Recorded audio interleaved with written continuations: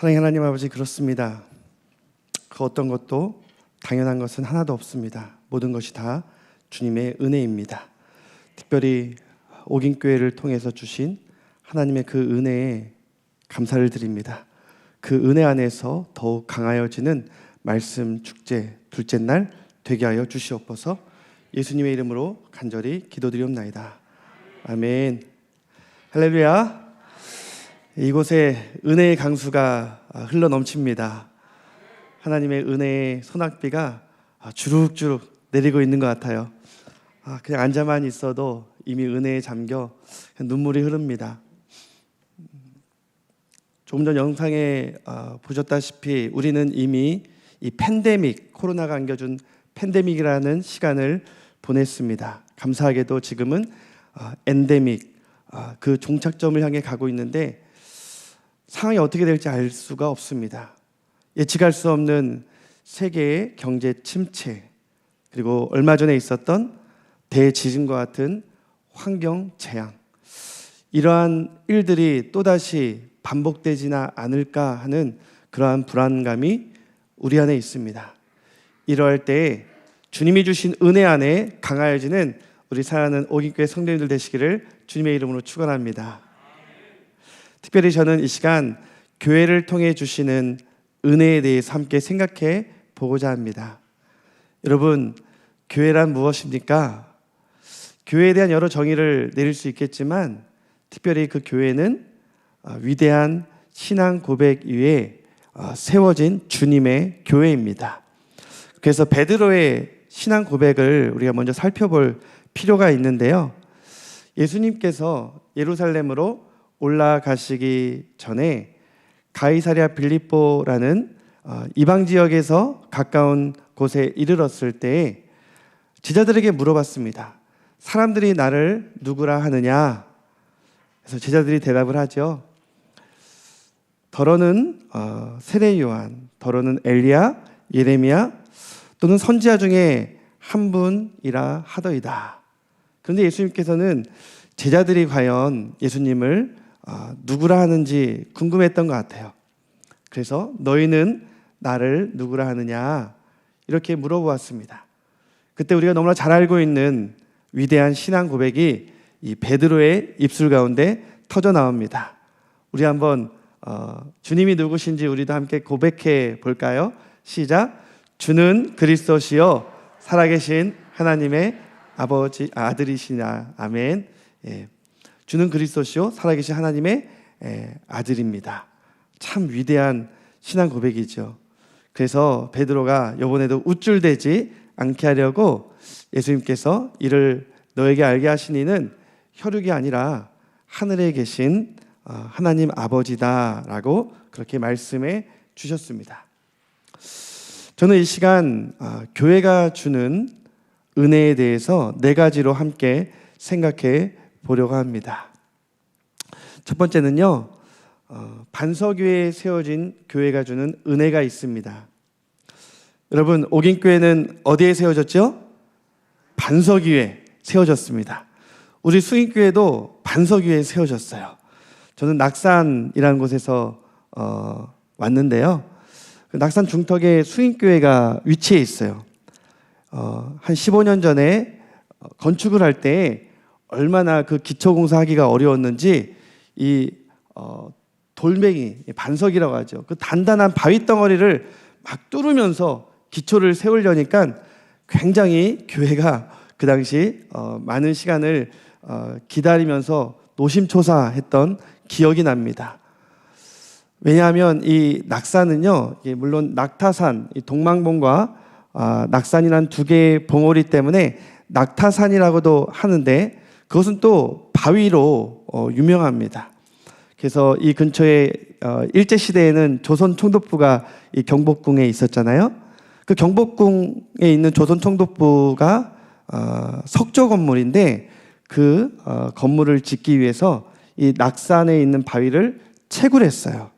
물론 그 이후에 조선총독부는 없어졌지만 뭐 한국은행이라든지 또는 서울역 같은 그런 그럴듯한 석조 건물을 지을 때도 낙산에 있는 그러한 바위를 가져다가 돌멩이를 가져다가 건물을 지을 정도로 우리 수인교회가 위치한 그 산이 바위산이에요. 그래서 저는 물리적으로 수인교회가 반석 위에 세워졌다라고 자랑 같지 않은 자랑을 하고 있는 것입니다. 사실 우리가 자랑해야 될 것은 그 바위가 누구신가 하는 것이 우리의 자랑이 되어야 할 줄 믿습니다. 그 바위 결코 깨지지도 무너지지도 않는 반석, 그분이 바로 예수 그리스도이십니다. 예수 그리스도의 반석 위에 수인교회는 물론 옥인교회는 물론 모든 교회가 세워졌기 때문에 교회는 결코 무너지지 않는 줄 믿습니다. 이러한 믿음이 우리에게 있어야 할 것입니다. 좀 이렇게 음향이 높았다가 낮았다가 하는 것 같은데 제가 좀 거리를 잘 맞춰야 될 것 같아요. 예수님께서 너는 베드로라라고 하실 때 수 페트로스, 너는 베드로라, 분명히 베드로를 가리켜 말씀하신 것이 맞습니다. 그런데 이 반석 위에 나의 교회를 세우리니 라고 말할 때에는 이 반석이 과연 베드로를 가리키는 게 아닌가라고 그렇게 오해가 될 수가 있습니다. 왜냐하면 이 베드로라는 그 뜻은 게바, 반석이라는 뜻을 갖고 있기 때문입니다. 여기서 해석을 잘못하면 마치 이 반석 위에 내 교회를 세운다, 주님의 교회를 세운다, 마치 베드로 위에 교회가 세워진 것처럼 그렇게 잘못 해석할 수가 있다는 것입니다. 카톨릭은 그런 잘못된 해석을 채택했어요. 그래서 교회의 첫 번째 수장, 목회자가 바로 베드로였고 2대 목회자가 바울이었는데 이 베드로의 권한을 너무 높이 세운 나머지 지금 그 베드로의 계승자라고 하는 교황의 권위도 굉장히 높이 세우고 있습니다. 그러니까 이 카톨릭 천주교의 이 권위는요, 우리 교회, 소위 교회라고 하는 개신교 교회의 권위와는 좀 비교도 할 수 없을 만큼 굉장히 그 교황의 권위가 막강해 보입니다. 이것은 잘못된 성경 해석에서부터 비롯된 것입니다. 왜냐하면 예수님께서는 결코 베드로 위에 교회를 세우겠다, 주님의 몸된 교회를 세우겠다라고 말씀하신 적이 없기 때문입니다. 왜냐하면 예수님이 이 반석 위에 내 교회를 세우겠다는 이 반석은 페트로스, 베드로를 말한 게 아니에요. 그때 반석은 페트라라고 하는 중성 명사가 사용되었습니다. 사람을 지칭하는 남성 명사가 아니라 페트로스와는 다른 페트라, 중성 명사가 사용됐다는 것은 조금 전에 베드로가 고백했던 그 위대한 신앙 고백, 즉 주는 그리스도시요 살아계신 하나님의 아들입니다라는 그 위대한 믿음, 신앙 고백 위에 누구의 교회를 세우시겠다라고 선포하신 것입니까? 주님의 교회, 예수님의 교회를 세우시겠다라고 선포하신 것입니다. 그러니까 여러분들도 조금 전에 그렇게 함께 고백했잖아요. 선포했잖아요. 주는 그리스도시요 살아계신 하나님의 아들입니다. 이러한 믿음을 가진 한 사람 한 사람이 다 주님의 교회인 줄 믿습니다. 그래서 우리가 모두 교회다라는 생각을 하시고요. 한 사람 한 사람이 바로 그 위대한 신앙 고백, 믿음을 가지고 있을 때 그 믿음 위에, 즉 반석 위에 세워진 여러분 한 사람 한 사람은 우리 수인교회는, 그리고 옥인교회는 결코 무너지지 않는다는 것입니다. 무너지지만 않겠습니까? 예수님께서 우리에게 약속하신 것은 따라해볼까요? 음부의 권세가 이기지 못하리라. 음부의 권세, 즉 사탄의 그 권세가 결코 교회를 이길 수 없다라고 선포해 주셨습니다. 할렐루야. 따라서 교회는 승리를 맛본다는 거예요. 그래서 이 시간 첫 번째 교회가 주는 은혜에 대해서 제가 반석 위에 세워진 교회가 주는 은혜라고 말씀을 드렸는데, 그것은 바로 궁극적인 승리입니다. 궁극적인 승리라는 것은 지금 당장은 승리가 보이지 않을 수 있어요. 어쩌면 패배하는 것 같아 보일 수도 있습니다. 그래서 때로는 지금 당장 보이는 것이 교회가 패배하는 것 같고, 교회가 조롱당하는 것 같고, 때로는 위협당하는 것 같고, 좀 승리의 여지가 보이지 않으니까 사람들이 교회의 승리에 대해 약속하신 예수님의 말씀을 잊어버릴 때가 있습니다. 초대교회 때도 그랬습니다. 너무 고난이, 핍박이 심하다 보니까 예수님의 제자들, 사도들이 다 순교를 당했습니다. 그리고 그렇게 부흥하던 교인들이 다 뿔뿔이 흩어졌습니다. 심지어는 딱 한 명, 노사도 요한 자신만 남은 것 같았어요. 그래서 반모섬으로 유배를 당했을 때 요한조차도 이제 내가 죽으면 끝이란 말인가, 모든 것이 끝나는 건 아닌가 하는 두려움이 있었을 것입니다. 그때 7별 사이를 다니고 7 금초대를 붙들고 계신 교회의 머리 되신 예수님께서 요한에게 보여주신 환상이 있습니다. 우린 그걸 가르쳐 계시라고 하죠. 요한 계시록입니다. 그 요한 계시록에서 예수님께서 분명하게 보여주시면서 약속하신 것은 교회는 반드시 승리한다는 것입니다. 요한계시록의 모든 말씀이 교회가 궁극적으로 승리한다라는 주님의 약속입니다. 그 중에서 7장 9절에서 10절까지 이 요한이 보았던 그 교회에 대한 궁극적 승리의 모습은 어떤 모습이었습니까? 엄청난 군중들이 있는 걸 보았어요. 요한이 똑똑히 보았다라고 증거를 합니다. 너무 많아서 헤아릴 수가 없었다고 말합니다. 그리고 그 군중들을 자세히 보니까 다 보좌 앞에 서 있는데 흰 옷을 입고 있었습니다. 그리고 그들의 손에는 무엇이 들려 있다고요? 종려나무가 들려 있는데, 여러분, 종려나무는 무엇의 상징입니까? 승리의 상징 아니겠습니까? 전쟁에서 승리하고 장군이 개선 행진을 할 때 종려나무를 흔들면서 그렇게 환호를 했습니다. 우리가 떠오르는 장면이 있죠. 예수님께서 나귀 새끼를 타고 예루살렘에 입성할 때 마치 그 개선 장군을 환호하는 것처럼 수많은 유대인들이 예수님을 향하여 호산나, 다윗의 자손이여 호산나 라고, 승리하신 예수님께서 나를 제발 구원해달라고, 우리도 그 승리를 맛보게 해달라고 그렇게 외치지 않았습니까? 그것은 아주 일시적인 환호에 불과했습니다. 궁극적으로 정말 어떤 환호가 울려 퍼질 것이다라고 말씀하고 있습니까? 그것은 요한이 보았던 환상이었습니다. 뭐라고 외치고 있습니까?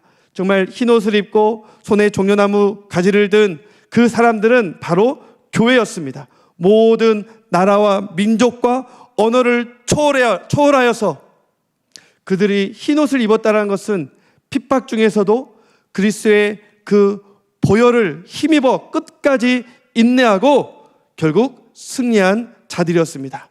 승리한 자들의 외침, 그들의 외침을 들어볼까요? 그것은 바로 구원하심이 보좌에 앉으신 즉 하나님과 어린 양 예수 그리스도에게 있도다. 아멘. 그분에게서부터 구원이 나오고 그분으로 인하여 결국 우리가 승리했다라고 환송하는 그 외침 가운데 바로 저와 여러분들의 환호가 있을 줄 믿습니다.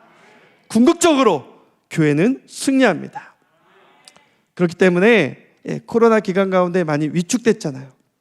조금 전 영상에서도 가장 힘들었을 때 19명밖에 나올 수 없었습니다.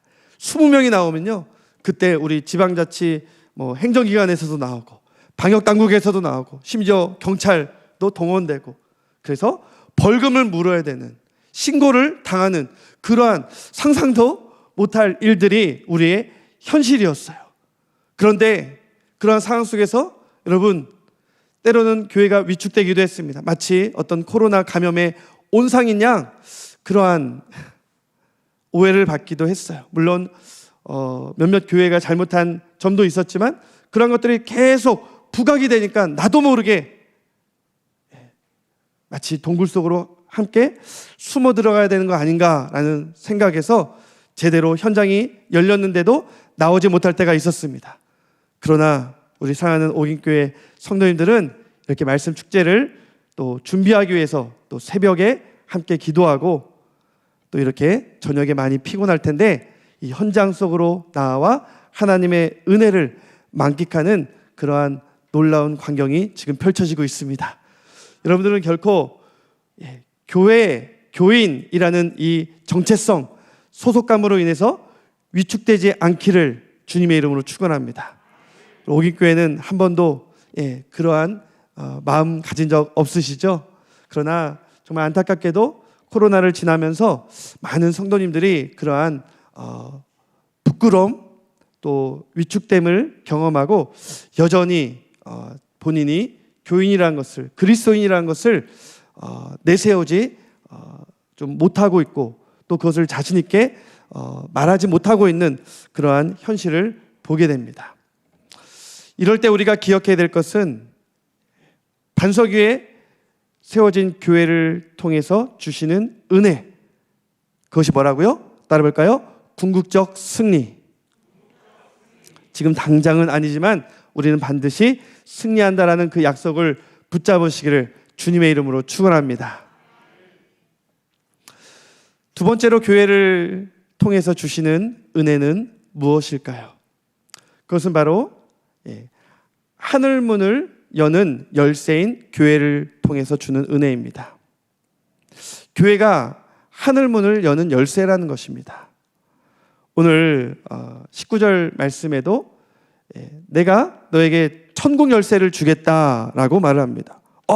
목사님, 아까 그 베드로 위에 세워진 교회가 아니라고 하셨는데 여기 보니까 열쇠를 마치 베드로에게 주는 것처럼 말하는데요.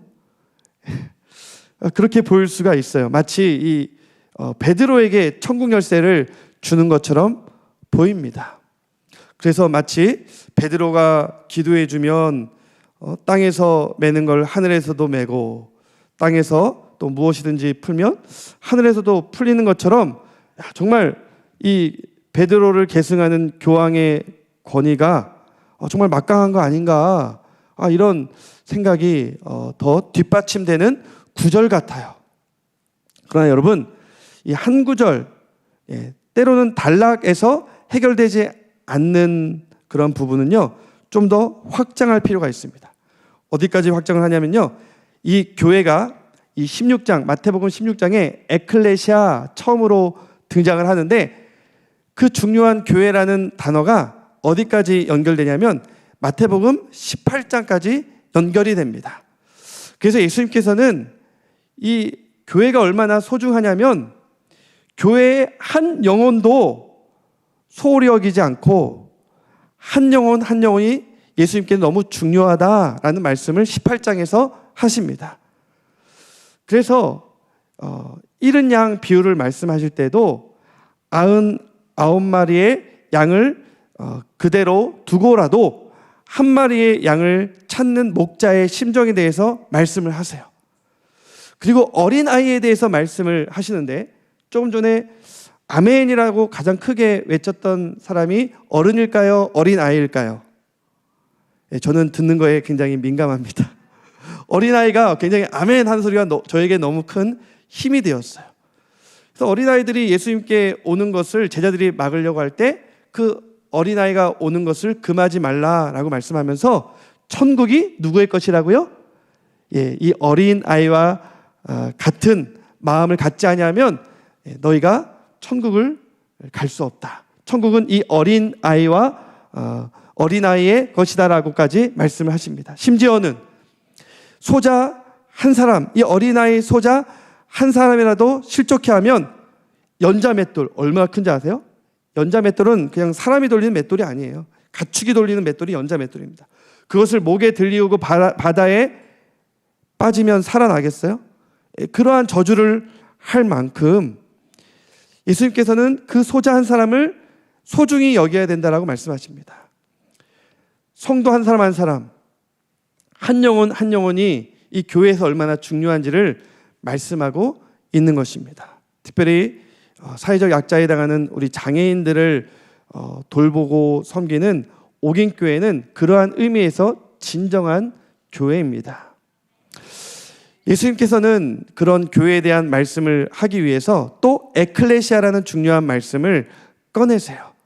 그래서 이 교회 일원 중에 한 사람이 만일 실족하면, 영적으로요, 그러면 그냥 내버려 두지 말고 반드시 권면해야 된다라고 말합니다.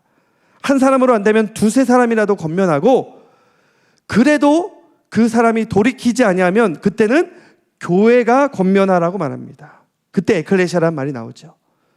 그리고 그 교회의 권면도 듣지 않으면 그때는 이방인과 세리처럼 여겨라 라고 말씀하신 후에 똑같이 이 16장 19절의 말씀을 18장 18절에서도 하시는 거예요. 그때 이 천국 열쇠가 해결이 됩니다. 천국 열쇠를 베드로에게 준 것이 아니라 바로 교회에게 주셨다는 것입니다.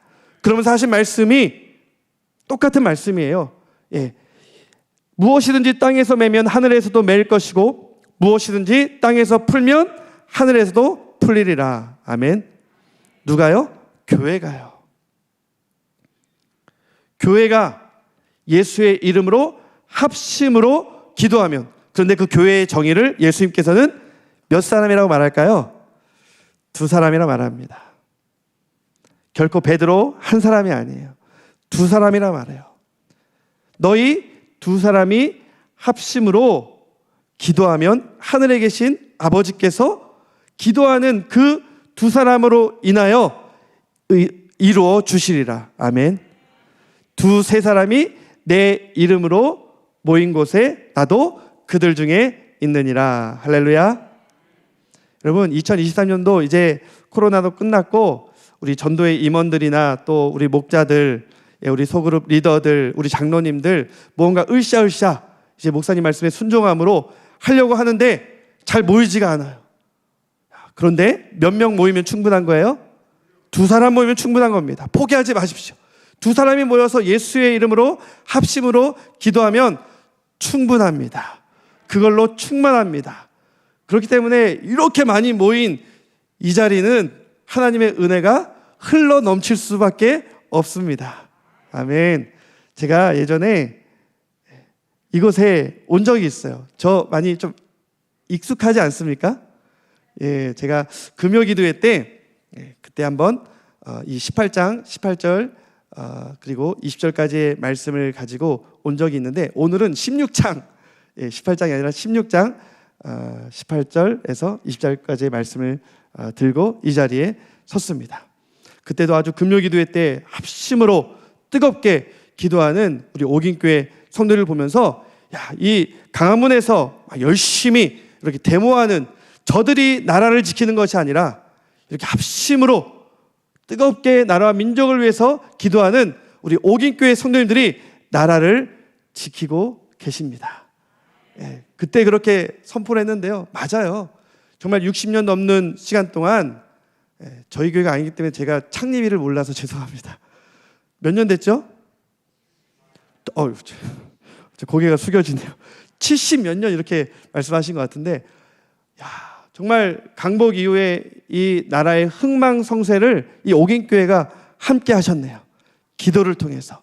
본인들이 정말 100만 명, 200만 명 모여서 정권을 바꾸고 나라를 세우고 이렇게 알고 있겠지만, 사실 이 경복궁 그리고 청와대 근처에서 항상 나라 민족을 위해서 쉬지 않고 기도한 여러분 한 사람 한 사람으로 인해서 하나님께서 대한민국을 붙들고 계시고 이 나라를 축복하고 계시는 줄 믿습니다. 아멘. 그래서 천국 열쇠는요, 교황에게 주신 것이 아니라 바로 교회인 우리에게 주셨습니다. 그래서 우리는 교회가 주는 축복, 두 번째 축복, 하늘문을 여는 천국 열쇠를 가진 교회가 주는 은혜, 그것은 바로 기도의 응답인 줄 믿습니다. 여러분, 어제도 우리 권기용 목사님 기도에 대해서 말씀을 전하셨잖아요. 이 말씀 축제를 통해서 더욱더 정말 두 사람이 모일지라도 뜨겁게 기도할 때 하나님께서 예수의 이름으로 기도하는 그 기도를 응답해 주실 줄 믿습니다. 따라 볼까요? 예수 권세 내 권세, 예수 이름 내 권세. 우리가 예수의 이름으로 기도를 하면 무엇이든지 예수의 그 이름이 나의 권세가 되고 그 기도를 응답해 주실 줄 믿습니다. 그것이 너무나도 우리에게 큰 위로가 되는 것이죠. 사랑하는 성도 여러분, 우리가 특별히 교회를 통해서 주는 그 은혜를 생각할 때에 예수님께서 우리에게 승천하시기 전에 약속하신 것이 있습니다.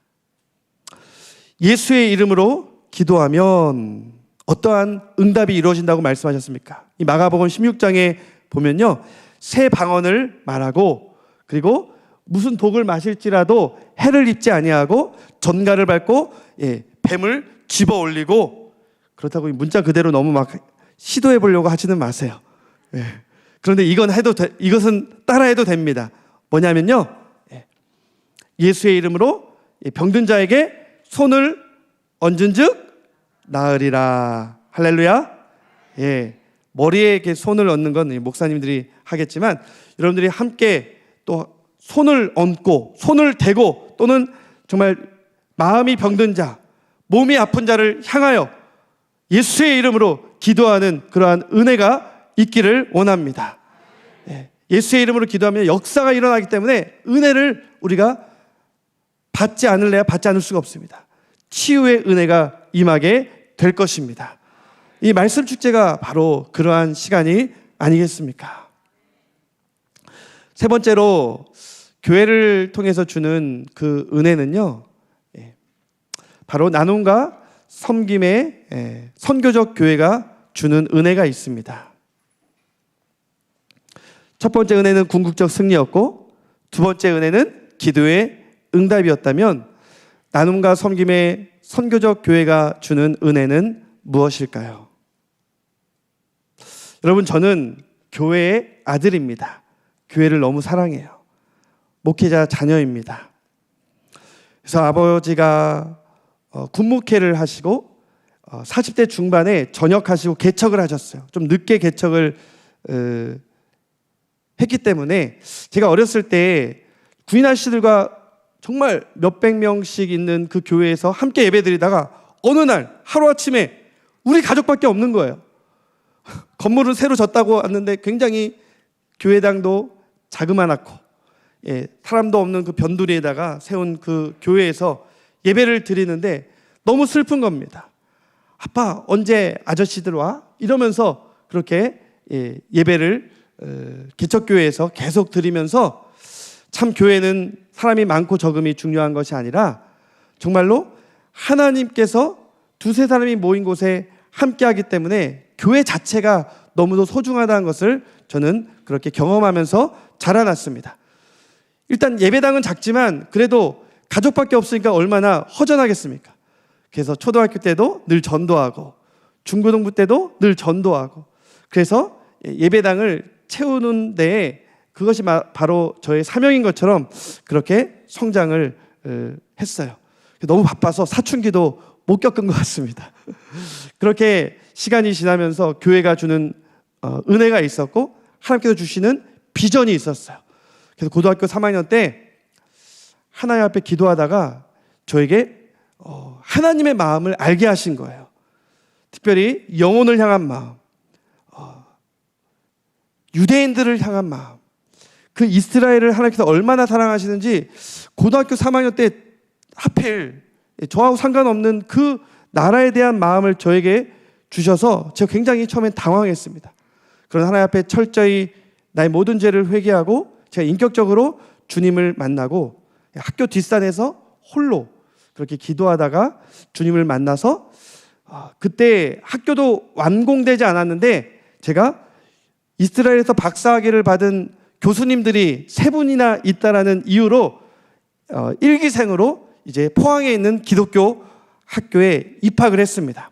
그곳에서 열심히 또 동역자들을 만나고 매년 이스라엘을 방문하고, 하나님, 그러면 저는 이스라엘 선교사가 되겠습니다. 그래서 군대 갔다 와서 졸업하기 전에 20대 후반에 이제 이스라엘로 히브리어를 배우러 갔습니다. 교회를 참 사랑해서 포항에 있으면서도 매주 대전까지 그렇게 오가면서 교사로, 성가대로, 그리고 차비를 과외를 하면서 벌면서 그렇게 오가는 길이 저에게는 힘들지 않았습니다. 주님의 교회를 사랑하는 그 마음 때문에 너무나도 그렇게 20대의 시간을 보냈던 것 같아요. 그런데 저는 하나님께서 주신 비전이 있기 때문에 이제 부모님이 만류함에도 불구하고 그냥 무작정 이스라엘로 갔습니다. 그리고 그곳에서 유대인들과 함께 어울리고 히브리어를 배우고 있는데요. 어머니가 한 6개월 정도 지나니까 저를 찾아오신 거예요. 뭐 성지순례 한다고 오셨다가 제가 한 일주일 정도 차를 렌트해서 그렇게 누님과 어머님과 참 성지순례를 나름 하고 난 다음에 어머님이 이제 한국으로 돌아가시기 전에 좀 진지한 말씀을 하시는 거예요. 사실 요한아, 이 말을 한 번도 너에게 한 적이 없는데 부모, 아빠와 내가 서운한 게 있단다. 괜히 긴장이 됐습니다. 이거 뭐지? 그것은 바로 저를 목회자로 서원을 했다는 거예요. 아니, 나는 선교사가 되겠다고 서원을 했는데 부모님은 목회자가 되기를 그렇게 서원했다면 이거 좀 상충되잖아요. 그리고 어머님이 돌아가신 다음에, 한국으로 가신 다음에 고민이 됐습니다. 고민되면 기도해야죠. 그래서 통곡의 벽에서 계속 기도하고 말씀 보다가, 하나님, 과연 주님의 뜻은 무엇입니까? 제가 어떻게 해야 됩니까? 그때 하나님께서 저에게 말씀을 통해 주신 약속은 바로 교회와 함께 이 땅의 영혼, 그리고 많은 열방의 영혼들을 위해서 기도하고 선교하라라는 그러한 마음이고, 더 나아가 확신이었습니다. 제 마음이 평안하더라고요. 그래서 하나님, 그러면 제가 목회자가 되겠습니다. 그래서 돌아와서 신학을 공부하게 되었습니다. 그러면서 제가 전도사로 왔던 곳이 바로 같은 시찰인 저 낙산에 위치한 어느 교회요? 참 감사합니다. 숭인교회 전도사로 2003년도에 오게 되었는데, 그 동네는요, 이 동네와는 달리 굉장히 좀 낙후됐더라고요. 그 당시에는 이제 판자촌, 굉장히 허름한 벽돌집으로 피난민들이 세웠던 그 흔적 자체가 남아 있었습니다. 굉장히 놀랐어요. 저는 정말 시골에서 나름 포항과 대전에만 있다가 서울에 이제 사역한다고 해서 굉장히 기대를 가지고 왔는데, 야, 이런 산동네가 있나. 그래서 사실 교회도 혼자 못 찾아올 것 같아서 어머님을 모시고 왔는데, 12월 마지막 날, 1월에 부임이 약속되었기 때문에 교회를 먼저 탐방을 왔는데, 그 눈 오는 날에 하필은 미끄러졌어요. 그래서 어머님과 함께 한 5m 넘게 손잡고 미끄러졌던 것이 저의 첫 서울에 있는 교회를 방문한 기억입니다. 그리고 그곳에서 3년간 사역을 하고 이제 또 다른 교회에서 경험을 하려고 생각했는데 건축을 한다는 거예요. 그러니까 교회를 옮길 수가 없겠죠. 마치 이게 건축하기 싫어서 도망가는 것 같아서. 그래서 제가 전임으로 또 3년을 더 있었습니다. 그렇게 아름답게 교회가 건축되고 또 많은 새 성도들도 오게 되고, 또 교회가 건축할 때 그 인근에 다 재개발이 됐어요. 아파트들도 들어서고. 그러한 마음 가운데 맞아, 교회를 통해 선교해야지라는 그 기억을 떠올리게 하면서 제가 이제 달라스에 있는 선교로 유명한 사우스 웨스턴, 우리 둘째 넷째도 지금 이제 제 후배가 되었는데요. 저의 둘째 넷째 말고요, 우리 담임 목사님의 이은호 목사님의 둘째 넷째, 그 사우스 웨스턴에서 이제 선교학과 구역학을 공부를 하게 되었습니다. 그렇게 공부를 한 3년째 되어 갈 때쯤에 수인교회에서부터 연락이 왔습니다. 그것은 바로 그 당시 담임 목사님께서 저를 후임으로 당회와 함께 논의를 하려고 하니 기도하라라는 뜻이었습니다. 저는 이제 유학 떠날 때만 해도 전혀 그런 생각을 하지를 못했는데, 그것도 2년이라는 시간이 훌쩍 지난 이후에 3년째 되는 해에 그러한 소식을 들으니까 굉장히 당황스럽기도 하고, 이게 뭘까, 더 기도해야만 하는 그런 상황에 직면을 했습니다. 그리고 당회도 마치고 또 이제 공동의회, 이제 투표를 한다는 거예요. 그리고 저 나름대로도 기도하며 준비를 했습니다. 그런데 투표함이 딱 열렸어요. 그런데 참 이걸 기뻐해야 되나 슬퍼해야 되나, 웃어야 되나 울어야 되나. 담임 목사로 청빙은 되긴 됐는데 아주 아슬아슬하게 한 표 차이로 청빙이 됐다는 거예요. 여러분 같으면 그 소식을 듣고 웃겠습니까? 울겠습니까? 그냥 멍 때렸습니다. 멍했어요. 멘붕이 왔어요. 이거 어떻게 해야 되나. 교회가 나 때문에 시험에 드는 거 아닌가. 정말 어려움에 빠지는 거 아닌가. 그래서 에라 모르겠다. 그땐 기도하러 갔어야 되는데 그냥 머리를 식히려고 야구 구경을 하러 갔는데, 제가 뭐 때리고 있었다고요? 멍 때리고 있었다고 했죠? 하필이면 야구공이 저에게 날라오는데 제가 그걸 이 제 광대뼈로 받았습니다. 그래서 응급실에 곧바로 실려가면서 한 일주일간을 이 퉁퉁 부어오른 이런 처지에 또 여러 오만 가지 생각에 참 교회 걱정만 했었죠. 그러면서 제 마음 가운데 이 교회를 생각하면서 기도를 해야 되는데 기도가 쉽게 나오지 않았습니다. 그냥 걱정뿐이었어요. 이거 어떡하나. 그런 가운데 이제 목회자 세미나를 이 사우스웨스턴이라는 곳에 또 우리 한국인 목회자들이 많이 공부하러 왔기 때문에 방지일 목사님이라는 분을 모시고 세미나를 열게 되었는데요. 그때 제가 그 세미나에 참석을 했습니다. 방지일 목사님은 그 당시 99세의 그 연로한 나이에 후임 목사님의 부축을 받고, 부축 정도가 아니라 이제 휠체어를 타고 강단에 오르셨습니다. 이 단상에 아주 힘겹게 오르기까지 굉장히 시간이 걸렸어요. 정막이 흘렀습니다.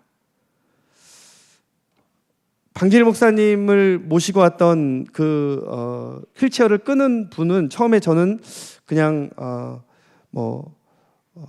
비서 정도로 생각을 했는데, 그분도 사실 영등포 교회 원로 목사님이셨어요. 후임이 원로 목사님일 정도로 한국교회 원로이셨던 방지일 목사님. 원로가 원로를 모시고 그렇게 세계 각지를 돌면서 말씀을 전하시는데, 그 말씀은 다름 아닌 교회에 대한 말씀이었습니다. 그 정막 가운데 질문을 딱 하나 던지는데요, 그 질문이 제 마음에 비수처럼 꽂혔습니다. 그 질문은 바로 이 질문이었습니다. 여러분, 교회를 생각할 때 지금 여러분들의 심장이 뛰십니까? 여러분 심장, 교회를 생각하면 뛰십니까? 아멘, 아멘. 그런데 저는 심장이 뛰지 않았어요. 저는 심장이 그냥 터질 것만 같았고 그냥 멈추어 버리는 것만 같았습니다. 교회만 생각하면 너무 답답했거든요. 그 당시 2011년도에 한국교회에 정말 커다란 이슈들이 많았어요. 뻥뻥 터지는 거죠. 한국교회에 대한 안 좋은 소식들을 저 이국 땅에서 듣고 있으려니 너무 답답했어요. 그런데 제가 부임을 가는데, 그것도 그 전통교회 한 표 차이로 그런 한국교회에 가서 과연 내가 무엇을 할 수 있단 말인가, 그런 답답함에 제 심장은 정말 멈출 것 같았고 터질 것만 같았습니다. 그런데 그 노종께서 30세에 목회자가 되셔서 70년이 넘는 그 기간 동안 5대양 6대주를 다니면서 주님의 그 몸된 교회를 위하여 말씀을 전하시는데, 저분은 그 뛰는 심장 부여안고 우리 신학생들, 목회자들, 앞으로 교회를 세워나갈 그러한 리더들을 향하여 여러분들은 교회를 생각할 때 심장이 뛰십니까? 라고 질문하는데 왜 이렇게 부끄러운지요? 하나님, 저도 저 방질 목사님처럼 교회만 생각하면 제 심장이 쿵쿵 제발 뛰게 해주세요. 막 뛰지 않아도 좋습니다. 지금 제 심장이 멈춰버릴 것만 같습니다. 죽을 것만 같습니다. 이 심장 뛰게 해주세요. 그때부터 저는 하나님 앞에 엎드려 기도했습니다. 교회를 생각하면 심장이 제발 뛰게 해주세요. 교회와 함께 선교하려고 이 선교학을 배우고 있지 않습니까? 선교하려고 제가 그렇게 이스라엘까지 갔는데 교회와 함께 선교하라고, 교회를 사랑하는 그 마음 가지라고 저를 신학하게 하셨고 목회하게 하지 않았습니까? 그리고 다시 이렇게 공부하게 하지 않았습니까? 저를, 이 부족한 사람을 담임 목사로 하나님 불러주지 않았습니까? 제발 이 심장 뛰게 해주세요. 그렇게 특별한 기도를 하게 되었습니다. 그러면서 저는 나눔과 섬김의 선교적 교회가 주는 그 은혜에 대해서, 즉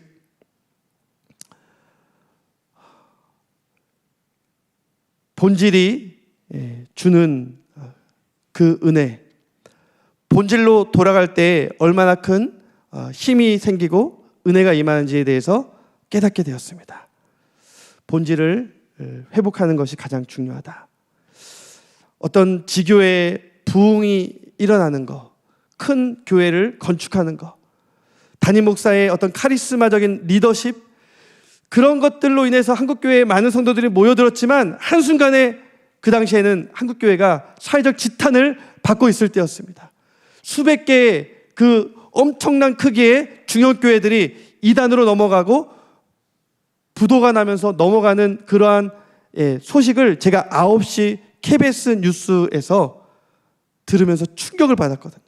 신천지 이단이 득세하고 그렇게 훌륭한 목사님들이 그냥 한순간에 넘어져 버리고 실족하고 그걸로 인해서 한국교회 위상이 막 떨어지는 그런 상황 가운데 과연 하나님께서 기뻐하시는 교회의 본질은 무엇인가? 그것이 바로 나눔과 섬김의 선교적 교회임을 깨달았습니다.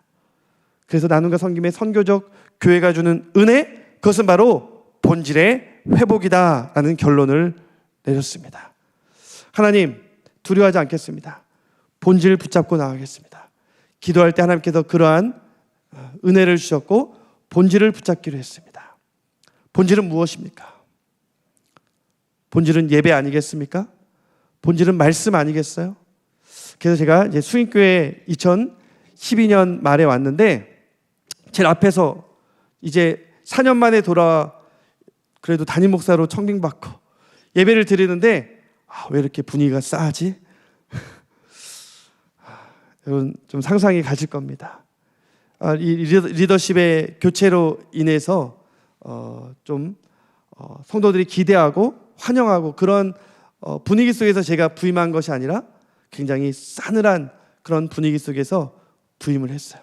그런데 저는 그래도 뛰는 심장을 느낄 수가 있었습니다. 왜요? 본질의 회복을 생각하니까. 그래, 내가 이 교회에 뭐 어떤 책임지고 부흥시키려고 온 거 아니지, 나 사람 비유 맞추려고 온 거 아니지, 하나님이 기뻐하시는 본질, 나눔과 섬김의 선교적 교회. 하나님께 나를 처음 교회로 부르셨을 때 선교하라고 나를 부르셨잖아.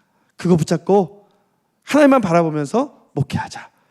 그래서 이제 1년에 하나씩만 그 본질을 회복해 나갔습니다. 전통교회는 2개만 변화시켜도 큰일 납니다. 그래서 몇 개씩 하나씩. 첫 해는 예배, 워십. 두 번째 해는 이제 소그룹. 예배만 너무 중요시하면 안 되니까 이제 소그룹, 구역이라고 하죠. 구역을 또 변화시키고. 세 번째는 선교가 멈춰진 교회였는데 구제와 선교, 리칭 아웃. 네 번째는 이제는 다음 세대가 희망이고 미래이지 않습니까? 반토막 나버린 이 다음 세대를 다시 일으키는 것만이 우리 수인교회의 미래가 밝아지는 길이다. 러닝 철치. 다섯 번째는 5년이 지났어요 벌써. 다섯 번째는 양육, 제자훈련, 디사이플링. 그래서 5년이 지나니까 여러분 이걸 저는 이제 하나님께 교회의 본질을 회복시키게 해주세요라고 기도할 때 하나님께서 주신 비전이 월드였어요. 월드. 조금 전에 말했던 예배와 소그룹과 선교, 그리고 다음 세대와 그다음에 제자훈련. 이 월드라는 비전을 저에게 주셨기 때문에 그냥 성도들이 월드가 무슨 뜻인지 몰라도 사방에 주보에 막 월드라고 붙여놓고 그렇게 5년 정도를 하나하나씩 변화시켜 나가니까 이제 좀 리더십도 생기는 것 같고 성도들이 인정도 해주는 것 같고 정말 하나님께서 무언가 기뻐하시는 토대가 마련된 것처럼 보였습니다. 그러면서 어떻게 전통교회를 제자훈련 교회로, 그리고 제자훈련 교회를 선교적 교회로 세워나갔는지 이제 어떤 기독교 잡지에도 기고를 하게 되었고요. 그러면서 제가 좀 교만이 생겨났던 것 같습니다. 그동안 하나님을 의지해서 지금까지 하나님 주신 그 비전을 가지고 나왔는데 교만한 마음이 들면서 정말 한국교회 목회자들이 그 야망 때문에 많이 무너지지 않습니까? 그런 모습이 저에게 있었던 것 같아요. 이제 좀 두 날개로 비상할 수 있겠다라고 생각할 때쯤에 날개가 꺾여버렸어요. 어떤 재정적인 사고가 일어났습니다. 이제 두 바퀴째 월드를 돌리면 더 비상할 수 있을 것 같았는데 제가 예상한 대로 그렇게 목회가 만만한 것은 아니더라고요. 2017년도 말에 뜻하지 않은 재정 사고가 일어나면서 그것도 좋은 일을 하려고 카페를 지역사회에 환원하려고 교회의 한 장소를 카페로 세워나가는 데 있어서 예전부터 뿌리 깊게 남아있었던 재정적인 그런 문제들이 다 드러나게 되었습니다.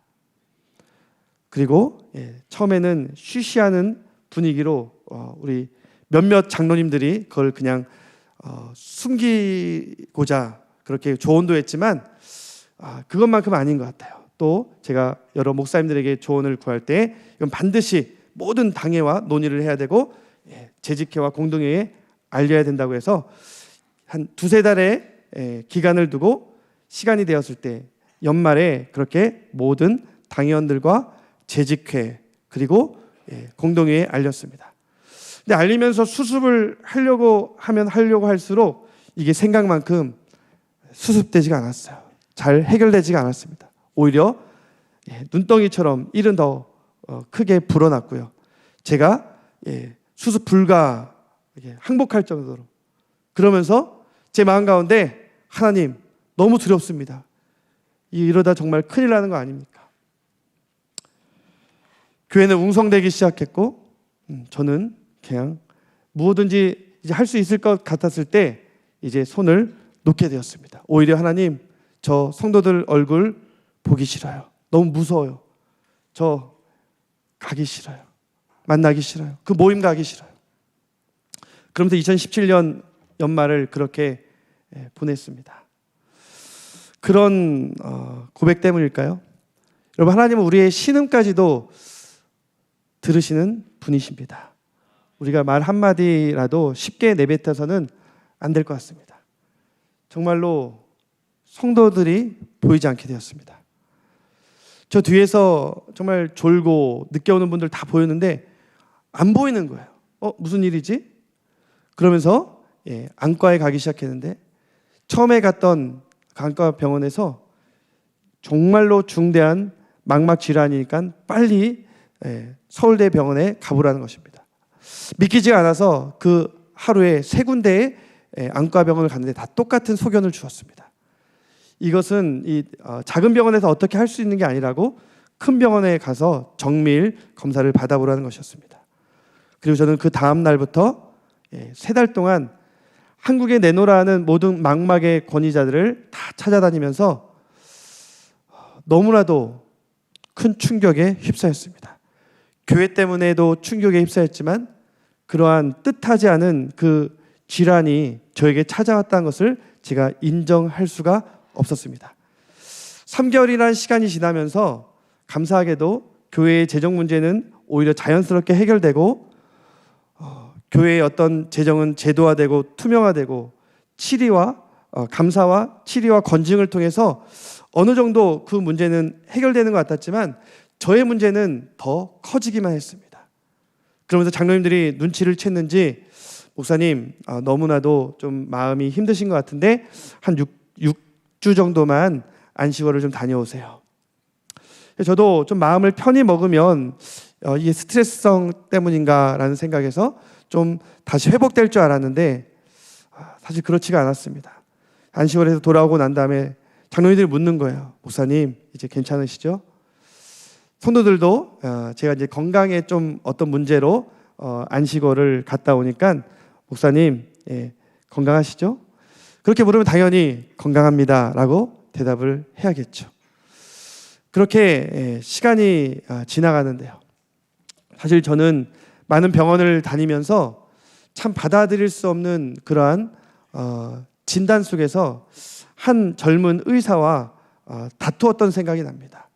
그 젊은 분은 사실 저를 위해서 있는 그대로 말씀하신 건데 제가 아직 그걸 받아들일 준비가 안 되어 있으니까 그분이 말씀하기를 이제 시간이 지나면 글씨도 안 보이게 되고 얼굴도 안 보이게 되고 2년 안에 실명될 가능성이 90% 이상입니다. 이 병은 질병이 아니라 장애입니다 라는 말을 한 것입니다. 근데 제가 그걸 받아들일 수 없어서 그냥 벌떡 일어나서 의사가 이런 말을 해도 됩니까? 그리고 그냥 그 자리를 울면서 박차고 나왔던 기억이 납니다. 그런데 정말로 안타깝게도 그 의사가 말하는 대로 진행이 되었습니다. 그 좋아하는 운전도 할 수 없었고 그 좋아하는 사람 만나는 것도 더 이상 만날 수가 없었습니다. 그리고 목사로서 반드시 필요한 글씨를 읽을 수가 없었습니다. 중심에 생겼던 그 도넛 모양은 시간이 가면 갈수록 닫혀버리게 되었고 1년이 채 지나지 않아 완전히 중심은 닫혀졌습니다. 내가 보려고 하면 그것이 보이지가 않는 거예요. 특별히 사춘기에 성장하는 자녀들의 얼굴이 보이지 않아서 너무나도 밤마다 하나님 앞에 원망하면서 울었던 기억이 납니다. 저는 목회자로서 그러면 안 되는데 이제 하나님 앞에 시위하기 시작했습니다. 하나님, 저 여기까지 교회를 사랑해서 달려왔는데 하나님 이러십니까? 왜 저에게 왜 이러시는 겁니까? 그렇게 1년간 새벽 기도를 가지 않았고 기도를 할 수가 없었습니다. 기도가 안 나오는 걸요. 이제 한 해가 지났습니다. 교회에 문제가 생겨나고 저의 개인적인 이 질병이 발병한 지 1년이 지났는데 이렇게 지나다가는 교회도 망가지고 저도 무너지겠더라고요. 그래서 하나님 앞에 기도했습니다. 하나님, 제발 기도만이라도 나오게 해주세요. 기도라도 할 수 있게 해주세요. 그러다가 다니엘 기도회라는 게 생각이 났습니다. 왜냐하면 다니엘 기도회는 따라만 해도 은혜가 되는 기도회라고 해서 제가 우리 교육자들에게 지금 내 상황을 알고 있지 않냐, 지금 내가 너무 힘든데 나와 함께 기도하자. 11월 1일부터 21일간 다니엘 기도회 영상을 틀어놓고 함께 간증 듣고 우리 교육자들과 소예배실에서 기도하기 시작했습니다. 그런데 이제 소문을 성도들이 좀 몇 명 듣고 아름아름 찾아왔고요. 제가 그 간증을 들으면서 다들 어떤 고난과 환난 중에 하나님이 역사하셔서 치료해 주셨다는 거예요. 근데 저에게는 그러한 치료될 것 같은 믿음이 아직 생겨나지가 않았습니다. 저 사람은 치료하시는데 왜 나는 이렇게 계속 힘들어지고 있을까? 나도 치료할 수 있을까? 그러한 의심이 계속 생겨났습니다. 그러한 중에 저에게 가장 힘들었던 것은 하나님께서 나를 버리지 않았는가? 하나님께서 주님의 영광을 위해서 과연 나를 사용하실까라는 그러한 의문이었는데요. 마지막 3명의 간증자가 이러한 간증을 하는 거예요. 너무나도 놀라운 것은 3분의 간증자 중에서 두 분이 한 분은 선천적으로 시각장애인이었고 한 분은 저처럼 후천적으로 시각장애가 된 분이었습니다. 그런데 그분들은 여전히 보이지 않는 가운데서도 하나님께서 주신 사명을 감당하고 있었고 보이지 않았지만 정말 사명을 감당하다가 보이지 않게 돼서 시신경이 다 파괴됐는데도 다시 선교사로 나아가 사명을 감당하는 두 분의 간증을 듣고 제가 너무나도 부끄러웠어요. 그리고 마지막 간증자는 자기 남편이 암투병 하면서 결국 그 암이 고쳐져서 그 날의 제목이 하나님의 영광을 보리라라는 제목이었는데요. 그 남편이 이제 고침을 받겠구나라는 시나리오를 짰는데 그렇지 않았습니다. 그 간호하던 남편이 결국 죽게 되었을 때, 하나님의 품에 안기게 되었을 때, 그때 비로소 하나님의 영광을 보게 되었다라는 그 마지막 또 간증자의 그 말씀을 들으면서 하나님의 영광을 보는 것은 내가 완전히 치료되고 건강하여서만 하나님 앞에 영광을 올려드리는 것이 아니구나 하는 것을 깨달았습니다. 그때 하나님 앞에 기도했습니다. 하나님, 저 주의 영광을 위해서 사용해 주세요. 저는 중고등학교 때부터 문제집에다가 For God's Glory, 하나님의 영광을 위하여 다 써놨거든요. 저희 수인교회 영구적인 표어도 하나님의 영광을 위하여입니다. 주님의 영광을 위하여 나 같은 사람도 주님 사용하여 주세요. 기도하기 시작했습니다. 근데 하나님께서 기도가 나오잖아요. 이제 뭔가 하나님 앞에 회개하고 그렇게 기도하다 보면 이제 하나님이 뭔가 은혜를 주실 것 같은데, 하나님 제 마음 가운데 주시는 마음은 아직 아니야. 나에게만 기도하는 것으로, 나에게만 회개하는 것으로 끝나서는 안 돼. 그런 마음을 주시는 거예요. 하나님, 어떻게 기도해야 됩니까? 저희 하나님께 주신 마음은 성도들에게 고백하라는 것입니다. 1년 전에 성도들 보기 싫어했던 것, 성도들 두려워했던 것, 그렇게 마음먹었던 것조차도 고백을 하라는 것이었습니다. 그리고 12월의 어느 날 저는 성도들 앞에서 제가 당면하고 있는 상황을 솔직하게 고백했습니다. 그동안 안식년 다녀온 이후에 건강한 척 했거든요. 아무렇지도 않은 척 했거든요. 성도들은 이제 제가 원고를 안 보고 설교를 하니까 우리 목사님 부흥 강사처럼 말씀에 능력이 더 있는 것 같아요. 오히려 이렇게 좋아하신 분도 있었습니다. 그러나 성도들에게 말씀을 드렸습니다. 사실 제가 1년 전 이맘때 재정사고가 났을 때 너무나도 성도들 보기가 두려워서, 성도들이 미워서 보지 않게 해달라고 그렇게 마음속으로 기도했었습니다. 그리고 하나님께서 그런 저의 기도를 들으셔서 제가 지금 여러분들이 보이지가 않습니다. 성도들이 웅성대기 시작했고, 저는 그때 목회를 그만둘 각오로 그런 고백을, 솔직한 제 심정을 토로했습니다. 그런데 예배가 끝나고 나갈 때 놀라운 일이 벌어졌습니다. 그동안 성도들이 이렇게 문이 많다 보니까 여러 문으로 쌩쌩 지나갔거든요. 그런데 제 앞에 도열에 섰던 것입니다. 그리고 한 사람 한 사람 제 손을 붙들고 목사님 힘내세요. 목사님 보게 될 거예요. 목사님 포기하지 마세요. 목사님 기도할게요. 안아주는 분도 있었고 함께 울어주는 분도 있었고, 정말 오랜 시간 동안 한 분 한 분 그렇게 저에게 용기를 주었습니다. 그러면서 저는 너무나도 하나님 앞에 부끄러웠고 성도들에게 죄송해서 그때 비로소 회개하는 마음이 정말 물일 듯 저에게 일어나게 되었고, 그 순간부터 성도님과 제 사이에 온전한 회개의 역사가 다시 시작되게 되었습니다. 2019년도 이제 저는 성도들 앞에 저의 상황을 말하고 난 이후에 할 게 없었어요. 성도님들이 목사님 이제 저희들이 제자훈련 받은 대로 좀 앞장서서 열심히 섬기겠습니다. 그러면서 5년 동안 제가 했던 것보다 우리 성도들이 앞장서서 섬겨 나가니까요, 교회를 세워 나가니까 정말로 놀라운 일들이 일어났습니다. 참 선교사를 파송하고, 그리고 임직을 하게 되고, 그리고 제가 조금이라도 더 볼 수 있도록 교회 리모델링 공사를 하면서 정말로 큰 화면을 설치를 했습니다.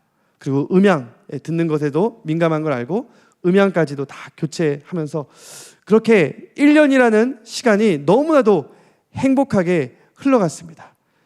내가 이 성도들에게 사랑을 받으면서 행복한 목사가 되니까, 목사가 행복하니까 교회도 참 이렇게 행복해지는구나. 그러면서 11월 15일 날 그때는 이제 또 다른 1년이 지날 때였고요.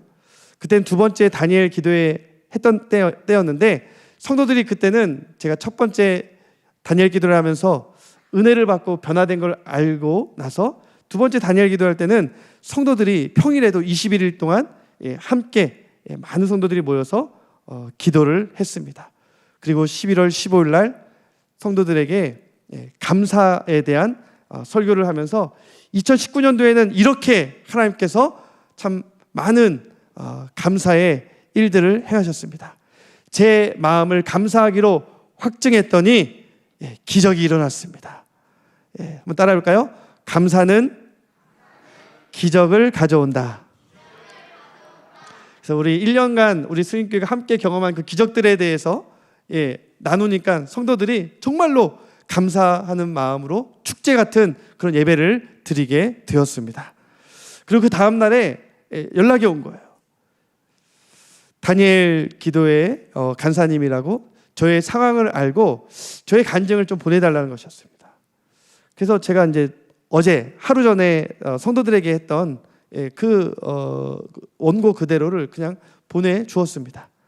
그런데 마지막 날에 좀 간증자로 서달라는 것이었습니다. 마지막 날 성도들은 목사님 어디 갔나? 왜 앞자리에 안 계시지? 이런 생각을 했을 텐데 제가 어디에 나타나게 됩니까? 이제 화면에 나타난 걸 보고 성도들이 그때 또 많은 치유를 받고 회복의 그런 시간을 가졌다고 합니다. 그렇게 2019년이 지나가게 되었고요. 이제 나눔과 섬김의 선교적 교회가 주는 은혜, 제가 그런 교회의 본질을 회복할 때 많은 선교사님들을 돕고 많은 어려운 사람들을 도울 수 있을 줄 알았어요. 그런데 막상 도움을 받은 것은 바로 저 자신이었습니다. 그래서 이 시간은 네 번째 교회가 주는 그 은혜는 함께할 때 경험하는 약함이 주는 강함에 대해서 말씀을 나누고자 합니다. 우리 수익교회가 이 연약한 자와 함께할 때에 그 약함이 저에게 강함이 되었어요. 제가 경험했던 그 강함은 정말로 고난이 주는 축복이었고 지금까지 경험하지 못한 은혜였습니다. 그리고 우리 한국교회와 함께 전 세계가 함께 코로나라는 정말 무시무시한 전염병을 맞닥뜨리게 된 것입니다. 2020년도에 코로나가 찾아오지 않았습니까? 그리고 이제 3년이라는 시간이 지났습니다. 제가 만일 2019년도 1년 동안 함께하는 그 은혜를 경험하지 못했다면 그 고난 중에서도 함께할 때에 놀라운 기적을 경험하지 못했다면 함께할 때에 하나님께서 주신 그 축복을 경험하지 못했다면 저는 이 코로나라는 시간을 저는 버텨내지 못했을 것입니다. 수익교회는 적어도 버텨낼 수 없었을 것입니다. 그런데 함께하면서 제가 회복되고 함께 일어나는 그 은혜를 경험하니까요. 함께할 때 경험하는 그 약함은요. 우리에게 강함을 주었습니다. 정말 백신 주사보다도 더 강력한 이 면역력을 함께하니까 형성이 되더라고요. 그러면서 우리 수인교회뿐만 아니라 정말 우리 한국교회가 마치 정말 이 코로나의 온상인 양 그렇게 떠들어대었을 때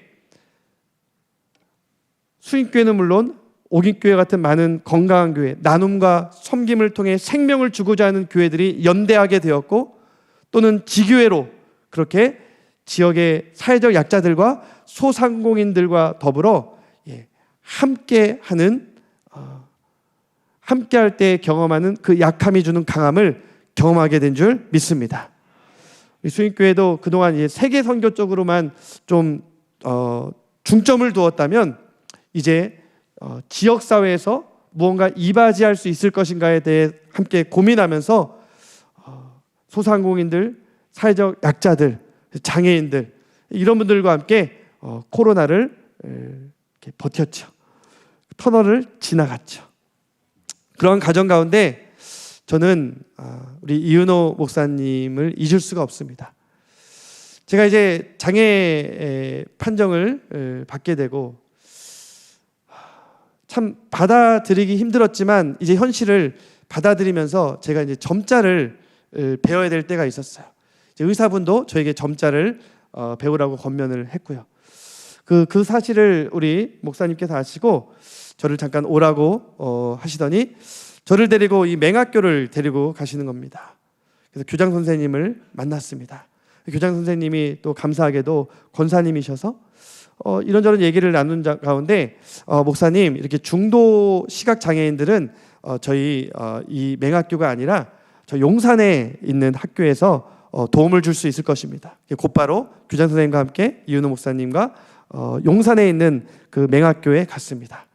그곳에서 또 여러분들과 상담을 하면서 목사님의 경우는 지금 점자를 배우기가 매우 힘듭니다라고 말씀을 하시더라고요.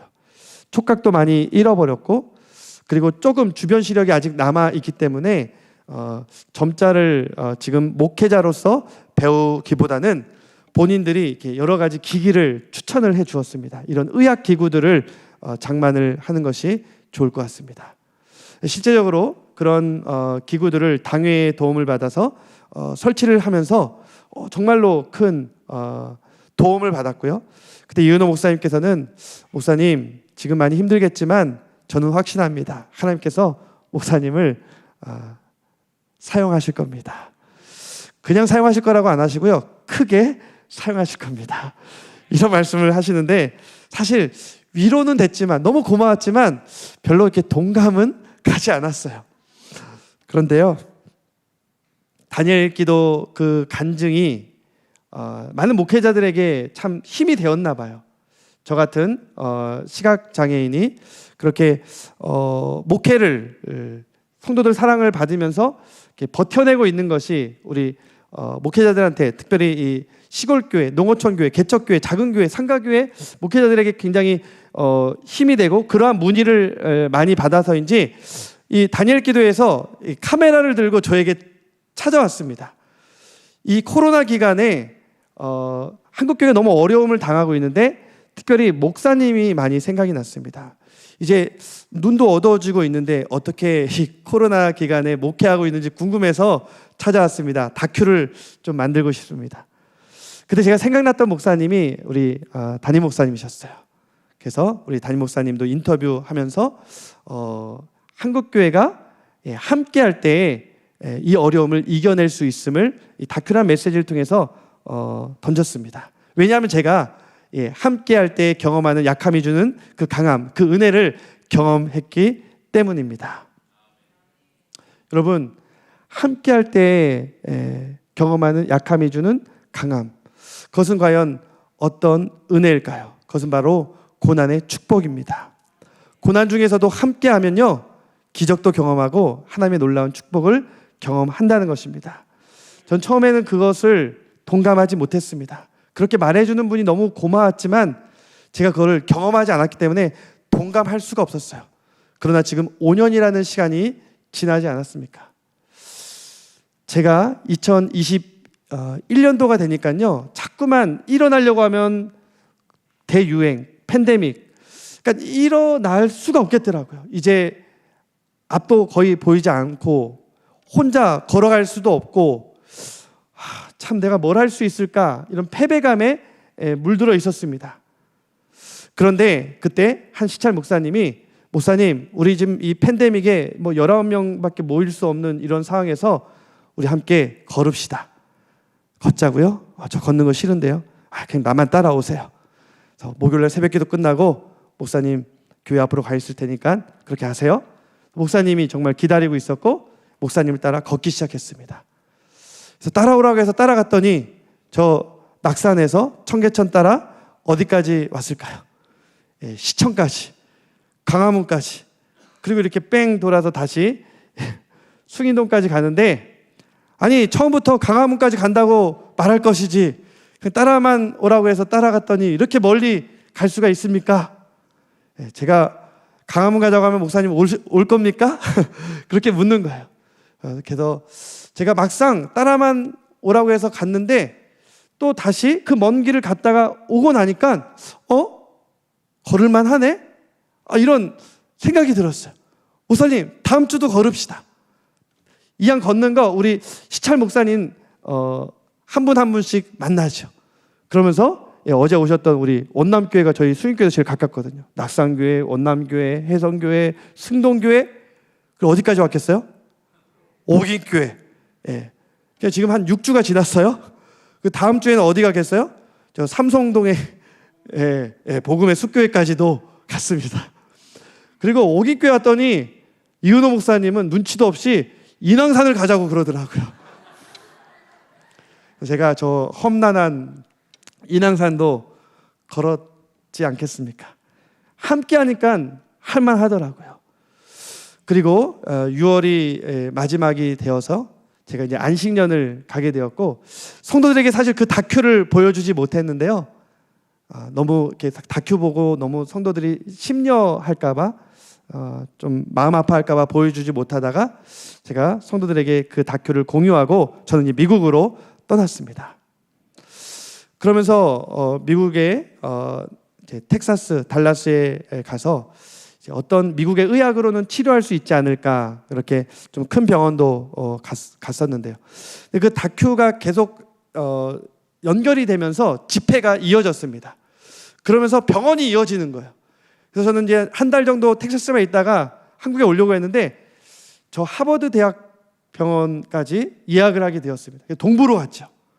그곳에서 또 소견을 듣고 진찰을 받으면서 과연 이것이 유전병인가 아닌가, 저에게는 그게 정말 초미의 관심사였어요.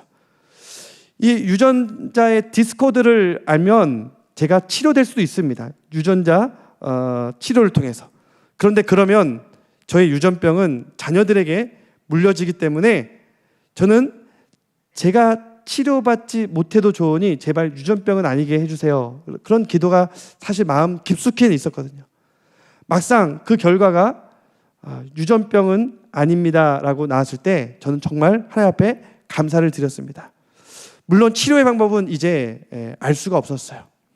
그런데 저의 그 희귀적인 그런 복합적인 이 질병, 이게 자료가 중요하다고 이제 저 스탠퍼드 대학, 저 서부, 저 샌프란시스코에 있는 그 대학병원에서도 연락이 왔어요. 그래서 뜻하지도 않게 또 저 끝에 서부로 가게 되었습니다.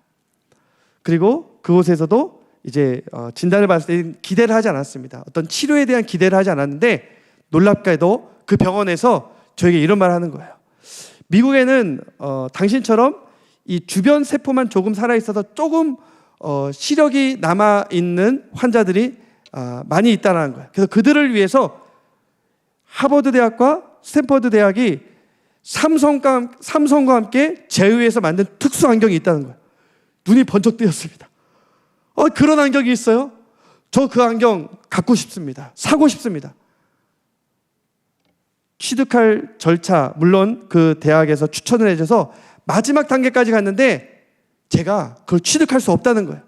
이유인즉슨 제가 유학생이고 이민자면 그것을 어떻게든 비싼 건 문제가 되지 않았어요. 취득할 수 있겠지만 한국으로 그걸 가져가면 이게 지금 신제품이기 때문에 기술 유출이 돼서 안 되나. 제가 10월 27일 날 한국으로 돌아가게 되어 있었는데 그때 저녁 비행기였습니다. 그 오전에 런칭데이였거든요. 그래서 그걸 사서 한국으로 돌아갈 날만 꿈꾸고 있었는데 마지막 최종 CEO의 그 회장님의 결정이 안 된다라는 결정을 받고 얼마나 허탈했는지 모릅니다. 그렇게 허전하게 한국에 와서 그냥 이제 안식년 끝나고 왔으니까 열심히 목회해야죠. 정신없이 막 시간이 가더라고요. 6개월이라는 시간이 지났어요. 여기서 끝날 것 같진 않죠? 예. 연락이 왔습니다. 저는 포기했는데 스탠퍼드 대학 병원의 의사가 포기하지 않았더라고요. 그 의사가 왜 포기하지 않은지 아세요? 그분은 이제 한국말을 못하는 한인 의사였어요. 자기 엄마 때문에 포기하지 못했던 거예요. 자기 엄마가 매일매일 자기를 혼내키더라는 것입니다. 목사님 어떻게 이렇게 빈손으로 오게 할 수 있냐는 거예요. 그것도 6개월 동안 하루도 빠짐없이. 그래서 저에게 메일이 왔는데 제가 어머니한테 두 손 들고 매일매일을 그렇게 CEO에게 설득을 했습니다. 그랬더니 CEO가 허락을 해줬습니다. 저에게 CEO의 감사합니다. 아이리스 비전이라는 그러한 회사 회장의 이메일을 주면서 땡큐 메일을 좀 보내고 저의 주소를 자기한테 보내만 주면 자기가 사서 저에게 보내주겠다. 그걸 왜 당신이 삽니까? 자기 엄마가 비용까지 다 보내줬대요. 그렇게 정말 제가 감당할 수 없는 은혜를 받았고 기적을 경험했습니다. 그리고 이제 세관에서 정말 오랜 절차, 까다로운 절차를 밟고 제가 안경을 끼고 당연히 가족을 먼저 봐야겠죠. 아내를 먼저 봤을까요? 자녀들을 먼저 봤을까요? 아내를 먼저 봤어야 되는데 자녀들을 먼저 보았습니다. 너무 감격의 눈물이 났고 그 다음에 여보, 한번 내가 당신 얼굴을 볼게. 딱 꼈는데 좀 화장을 하고 기다렸어야 되는데 아내가 생얼로 그래도 여전히 너무나도 아름다웠고 정말 5년 전 그 모습 그대로 여전히 젊었습니다. 너무나도 감사했고 이제 제가 한 번도 주일을 기다린 적이 없었는데 주일이 기다려지는 거예요. 왜 주일이 기다려질까요? 성도들 얼굴이 너무 보고 싶었습니다. 안경을 끼고 그냥 서 있기만 했는데요. 저도 울고 성도들도 울었습니다.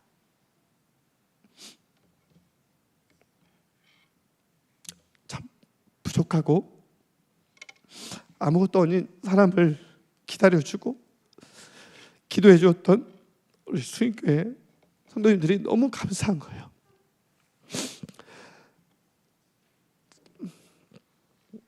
그리고 설교를 계속 해야 되잖아요.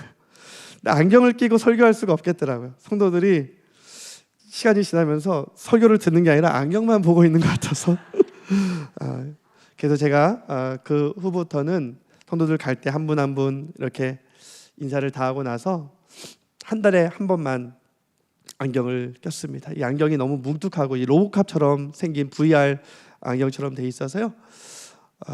그리고 이제 매월 첫 주만 쓰는데 하필이면 이번 2월 첫 주에 그 안경을 딱 쓰다가 이 다리가 똑 부러졌어요. 그래서 제가 집회를 갈 때는 항상 이렇게 안경을 쓰고 이게 분위기를 그래도 파악을 늘 하는데 이번에는 좀 죄송스럽게도 안경을 가져오지 못했지만 분위기 파악은 이미 다 됐습니다. 너무나도 뜨거운 우리 옥인교회 성도님들의 그 열정을 제가 느낄 수 있었고요.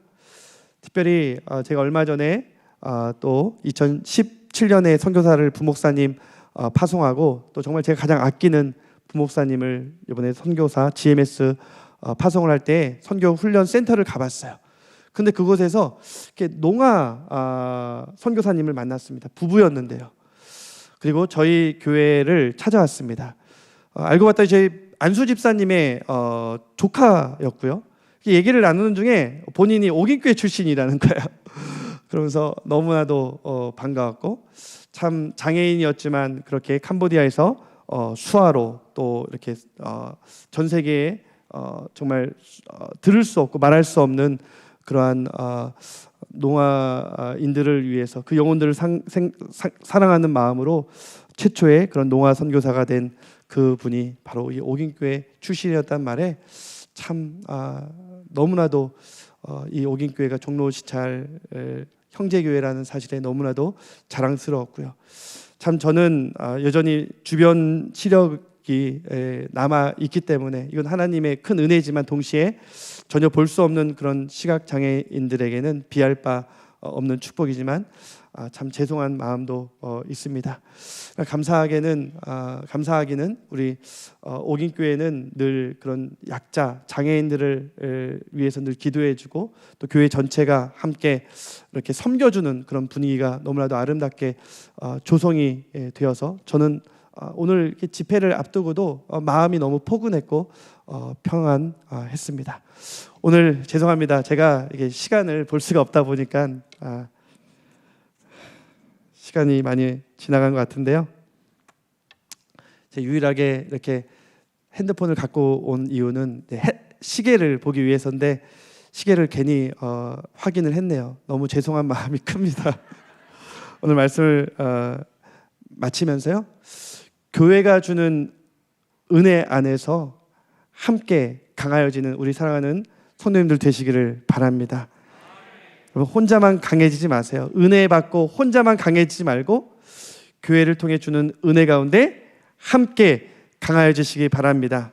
그러면 우리는 궁극적인 승리를 맛보게 될 것이고 기도의 응답을 받게 될 것입니다. 그리고 본질적인 회복을 경험하게 될 것이고요. 그리고 고난 중에서도 우리는 축복을 누리게 될 것입니다. 이번 말씀 집회를 통해서 교회가 주는 은혜 가운데 함께 강하여지는 우리 사랑하는 오긴교회 성도님들 되시기를 주님의 이름으로 축원합니다. 아멘. 우리 이 시간 함께 찬양하기 원합니다. 교회가 주는 그 은혜를 다시 한번 생각하고 또 교회에게 주신 그 약속을 생각하면서 교회가 교회되게, 예배가 예배되게, 주님 교회의 나를 사용하여 주시옵소서. 우리 이 시간 함께 찬양하기 원합니다. 우리의 소원, 우리의 소원, 그것은 바로 하나님, 예배가 되고 교회가 다시 교회가 되는 그 본질을 회복하여서 우리가 하나님의 영광을 위하여 사용되어지는 것입니다. 이렇게 찬양하기 원합니다. 우리에게 소원이 하나 있네. 우리에게 소원이 하나 있네. 주님 다시 오실 그날까지 우리 가슴에 새긴 주님의 십자가 사랑, 주의 십자가 사랑. 그래서 나의 교회를 우리는 더욱더 사랑케 됩니다. 사랑케 하네. 우리의 오긴교회를 향한 주의 그 사랑, 향한 우리 마음,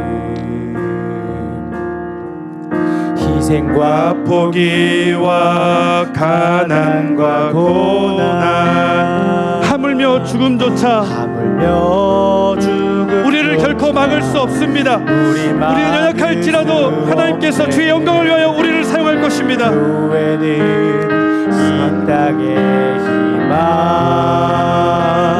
교회를 교회되게, 예배를 예배되게 우리를 사용하소서. 진정한 부흥의 날 오늘 임하도록 우리를 사용되기 원하는 마음으로 두 손 들고 교회를 교회되게, 예배를 예배되게, 교회되게, 예배를 예배되게 우리를 사용하소서. 진정한 부흥의 날 오늘 임하도록 우리를 사용하소서. 우리 시간 말씀 생각하면서 교회에게 주신 하나님의 그 약속 생각하면서 함께 기도하기를 원합니다. 교회는 결코 무너지지 않습니다. 왜냐하면 우리의 반석이신 예수 그리스도 위에 세워졌기 때문입니다. 그렇기 때문에 교회는 궁극적으로 반드시 승리합니다. 교회는 하늘문을 여는 열쇠를 가지고 있습니다. 그 열쇠를 가지고 기도하면, 예수의 이름으로 기도하면 반드시 응답될 줄 믿습니다. 나눔과 섬김의 선교적 교회를 향한 그 은혜가 있습니다. 그것은 바로 본질을 회복해 나가는 것입니다. 그럴 때 우리가 뜻하지 않은 고난을 당할지라도 우리는 그 고난이 하나님의 축복임을 깨닫게 될 것입니다. 함께할 때 경험하는 그 약함이 주는 은혜, 그것은 바로 고난의 축복입니다. 교회를 통해 주는 그 은혜를 이번 말씀 축제를 통해서 경험하게 하여 주시옵소서. 그 은혜 안에서 강하여지게 하여 주시옵소서. 우리 시간 주님의 이름 한 번으로 합심으로 기도하겠습니다. 주여